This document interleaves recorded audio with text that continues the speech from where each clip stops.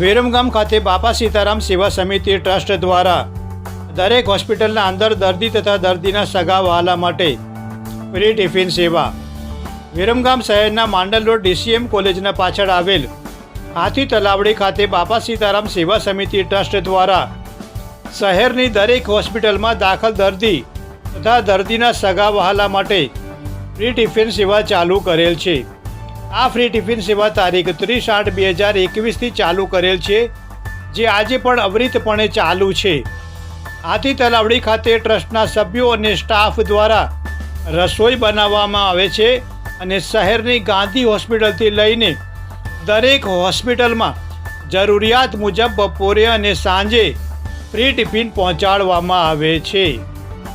Munna Bohra, India crime coverage news, Viramgam.